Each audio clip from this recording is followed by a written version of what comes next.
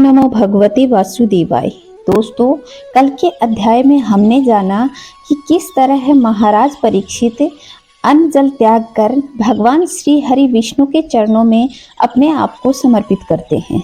फिर वे सुखदेव मुनि से मिलते हैं और उनसे कहते हैं कि हे देव, आप मुझे श्री कृष्ण की संपूर्ण महिमा को बताइए, जिससे मैं परलोक को आसानी से प्राप्त कर सकूं। तो चलिए दोस्तों, आज जानते हैं श्री सुखदेव जी महाराज द्वारा कही गई श्री कृष्ण की महिमा को। श्री सुखदेव जी ने कहा, परीक्षित, तुम्हारा लोक हित के लिए किया हुआ यह प्रश्न बहुत ही उत्तम है। मनुष्यों के लिए जितनी भी बातें सुनने, स्मरण करने या कीर्तन करने की हैं, उन सब में यह श्रेष्ठ है। आत्मज्ञानी महापुरुष ऐसे प्रश्न का बड़ा आदर करते हैं। राजेंद्र, जो गृहस्थ घर के काम धंधों में उलझे हुए हैं, अपने स्वरूप को नहीं जानते, उनके लिए हजारों बातें कहने, सुनने या सोचने करने की रहती हैं। उनकी सारी उम्र यूं ही बीत जाती है। उनकी रात नींद या स्त्री प्रसंग में कट जाती है और दिन धन की हाय हाय कुटुंबियों के भरण पोषण में समाप्त हो जाती है।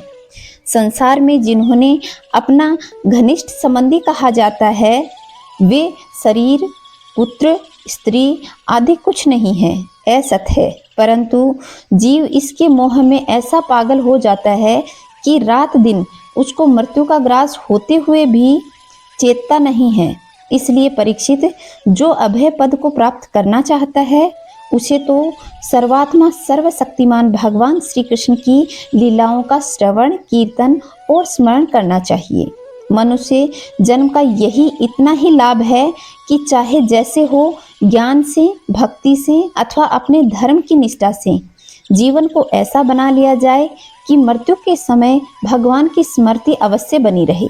परीक्षित, जो निर्गुण स्वरूप में स्थित हैं एवं विधि निषेध की मर्यादा को लांघ चुके हैं, वे बड़े बड़े ऋषि मुनि भी प्राय भगवान के अनंत कल्याण में गुणगानों के वर्णन में रमे रहते हैं। द्वापर के अंत में इस भगवत स्वरूप अथवा देवतुल्य श्रीमद् भागवत नाम के महापुराण का अपने पिता श्री कृष्ण देवपायन से मैंने अध्ययन किया था। राजर्षि, मेरी निर्गुण स्वरूप परमात्मा में पूर्ण निष्ठा है। फिर भी भगवान श्री कृष्ण की मधुर लीलाओं ने बलात् मेरे हृदय को अपनी ओर आकर्षित कर लिया। यही कारण है कि मैंने इस पुराण का अध्ययन किया। तुम भगवान के परम भक्त हो, इसलिए तुम्हें मैं इसे सुनाना चाहता हूँ। जो इसके प्रति श्रद्धा रखते हैं, उनकी शुद्ध चित्तवृत्ति भगवान श्री कृष्ण के चरणों में अनन्य प्रेम के साथ बहुत शीघ्र लग जाती है। जो लोग लोक या परलोक की किसी भी वस्तु की इच्छा रखते हैं या इसके विपरीत संसार में दुख का अनुभव करके जो उनसे विरक्त हो गए हैं और निर्भय मोक्ष को प्राप्त करना चाहते हैं, उन साधक के लिए, योग संपन्न सिद्ध ज्ञानियों के लिए भी समस्त शास्त्रों का यही निर्णय है कि वे भगवान के नामों का प्रेम से कीर्तन करें। अपने कल्याण की साधना की ओर से असावधान रहने वाले पुरुष की वर्षों लंबी आयु भी अनजाने में ही व्यर्थ बीत जाती है। उससे क्या लाभ? सावधानी से ज्ञान पूर्वक बिताई हुई घड़ी 2 घड़ी भी श्रेष्ठ हैं, क्योंकि उनके द्वारा अपने कल्याण की चेष्टा तो की जा सकती है। राजर्षि, खट्वांग अपनी आयु की समाप्ति का समय जानकर 2 घड़ी में ही सब कुछ त्याग कर भगवान के अभय पद को प्राप्त हो गए। परीक्षित, अभी तो तुम्हारे पास जीवन के 7 दिन बाकी हैं। इस बीच में तुम अपने परम कल्याण के लिए जो कुछ करना चाहते हो, सब कुछ कर सकते हो।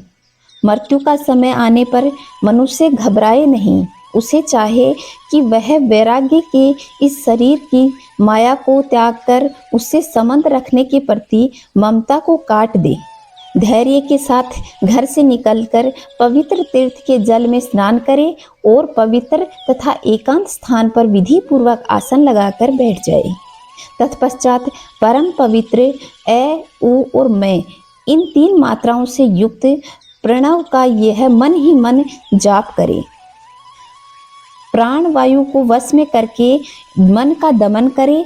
एक क्षण के लिए भी प्रणव को न भूले। बुद्धि की सहायता से मन के द्वारा इंद्रियों को उनके विषय से हटा दे और कर्म की वासनाओं के चंचल हुए मन में विचार करने वाले इस भाव को हटा करके भगवान के मंगलमय रूप में लगा दे। स्थिर चित्त से भगवान के श्री विग्रह में से किसी एक अंग का ध्यान करे। इस प्रकार एक एक अंग का ध्यान करते हुए विषय वासना से रहित मन को पूर्ण रूप से भगवान में तल्लीन कर दे। फिर और किसी विषय के बारे में चिंतन ही न करे। वही भगवान विष्णु का परम पद है, जिसे प्राप्त करके मन भगवत प्रेम रूप आनंद से भर जाता है। यदि भगवान का ध्यान करते समय मन रजोगुण से विक्षिप्त या तमोगुण से मूढ़ हो जाए तो घबराएं नहीं। धैर्य के साथ योग धारण के द्वारा उसे वश में करना चाहिए, क्योंकि धारणा युक्त दोनों गुणों को दोष को मिटाया जा सकता है। धारणा स्थिर हो जाने पर ध्यान में जब योगी अपने परम मंगल में आश्रय को भगवान को देखता है, तब उसे तुरंत ही भक्ति योग की प्राप्ति हो जाती है। परीक्षित ने पूछा, ब्राह्मण, धारणा किस साधन के द्वारा या किस वस्तु से किस प्रकार प्राप्त की जा सकती है और उसका क्या स्वरूप माना जाता है जो शीघ्र ही मनुष्य के मन का मैल मिटा देती है? सुखदेव जी ने कहा, परीक्षित, आसन, श्वास, आसक्ति और इंद्रियों पर विजय प्राप्त करके फिर बुद्धि के द्वारा मन को भगवान के स्थूल रूप में लगाना चाहिए। यह कार्य रूप संपूर्ण विश्व जो कुछ भी था या होगा, सबका सब जिसमें दिख पड़ता हो, वही भगवान का स्थूल से स्थूल और विराट शरीर है। जल, अग्नि, वायु, आकाश, अहंकार, महत्व और प्रकृति, इन 7 आवरणों से घिरे हुए इस ब्रह्मांड शरीर में जो विराट स्वरूप पुरुष भगवान हैं, वे ही धारणा के आश्रय हैं। उन्हीं की धारणा की जाती है। तत्वज्ञ पुरुष उनका इस प्रकार का वर्णन करते हैं। पाताल विराट स्वरूप के तलवे हैं। उनकी एड़ी और पंजे रसातल हैं। दोनों गुल्फ एड़ी के ऊपर की गांठें महातल हैं। उनके पैर पिंड तलातल हैं। विश्वमूर्ति भगवान के दोनों घुटने सूतल हैं। जंघा बीतल हैं और ऐतल हैं। पेड़ू भूतल हैं। और परीक्षित, इसके नाभि रूप सरोवर को ही आकाश कहते हैं। आदि स्वरूप परमात्मा की छाती को स्वर्ग लोक कहते हैं।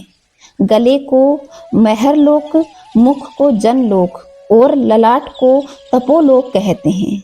उन सहस्त्र सिर वाले भगवान के मस्तक समूह को सत्यलोक कहते हैं। इंद्र आदि देवता उनकी भुजाएं हैं। दिशाएं कान और शब्द श्रवण इंद्रिय हैं। दोनों अश्विनी कुमार उनकी नासिका के छिद्र हैं। गंध घ्राणेन्द्रिय हैं और धधकती हुई आग उनका मुख है। भगवान विष्णु के नेत्र अंतरिक्ष हैं। उनमें देखने की शक्ति सूर्य है। दोनों पलकें रात और दिन हैं। उनका भ्रूविलास ब्रह्मलोक है। तालु जल हैं तो जीवा रस है। वेदों को भगवान का ब्रह्मरंध्र कहते हैं और यम को दाढ़ें कहते हैं। सब प्रकार के स्नेह दांत हैं और उनकी जगमोहिनी माया को ही उनकी मुस्कान कहते हैं। यह अनंत सृष्टि उन्हीं की माया के कटाक्ष विक्षेप हैं। लज्जा ऊपर के होठ को और लोभ नीचे के होठ को कहते हैं। धर्म स्तन है और अधर्म पीठ है। प्रजापति उनके मूत्रेंद्रिय हैं। मित्रा वरुण अंडकोश हैं। समुद्र कोख हैं और बड़े बड़े पर्वत उनकी हड्डियां हैं। राजन, विश्वमूर्ति विराट स्वरूप पुरुष की नाड़ियां नदियां हैं। वृक्ष रोम है। परम प्रबल वायु श्वास है। काल उनकी चाल है और गुणों का चक्कर चलाते रहना ही उनका कर्म है। परीक्षित, बादलों को उनके केस मानते हैं। संध्या उनके अंतः का वस्त्र है। महात्माओं ने अव्यक्त मूल प्रकृति को ही उनका हृदय बताया है और सब विकारों का खजाना उनका मन चंद्रमा कहा जाता है। महत्व को सर्वात्मा भगवान का चित्त कहते हैं और रुद्र उनके अहंकार कहे गए हैं। घोड़े, खच्चर, ऊंट, हाथी उनके नख हैं। वन में रहने वाले सारे मृग और पशु उनके कटी प्रदेश में स्थित हैं। तरह तरह के पक्षी उनके अद्भुत रचना कौशल हैं। स्नायुभू मनु उनकी बुद्धि है और मनु की संतान मनुष्य उनके निवास स्थान हैं। गंधर्व, विद्याधर, चारण और अप्सराएं उनके षड्ज आदि स्वरों की स्मृति हैं। दैत्य उनके वीर हैं। ब्राह्मण मुख, क्षत्रिय भुजाएं, वैश्य जंघाएं और शूद्र उनके विराट रूप के चरण हैं। विविध देवताओं के नाम से जो बड़े बड़े द्रव्य में यज्ञ किए जाते हैं वे उनके कर्म हैं। परीक्षित, विराट भगवान के स्थूल शरीर का यही स्वरूप है जो मैंने तुम्हें सुना दिया है। इसी में मुमुक्षु पुरुष बुद्धि के द्वारा मन को स्थिर करते हैं, क्योंकि इससे भिन्न कोई वस्तु नहीं है। जैसे स्वप्न देखने वाला स्वप्न अवस्था में अपने आप को ही विविध पदार्थों के रूप में देखता है, वैसे ही सबकी बुद्धिवृत्तियों के द्वारा सब कुछ अनुभव करने वाले सर्व अंतर्यामी परमात्मा भी एक ही हैं। उन सत्य स्वरूप आनंद निधि भगवान का ही भजन करना चाहिए। अन्य किसी भी वस्तु में आसक्ति नहीं होनी चाहिए, क्योंकि यह आसक्ति जीव के अधः पतन का कारण होती है। तो दोस्तों, यह था भगवान श्री हरि का विराट रूप का सुंदर वर्णन, जो सुखदेव मुनि ने बहुत ही सहज भाव से किया है। दोस्तों, ये वीडियो आप ज़्यादा से ज़्यादा लोगों तक पहुंचाइए। जो माताएं बहनें पढ़ना नहीं जानती वह इस वीडियो को सुनकर भगवान के परम रूप को जान सकें।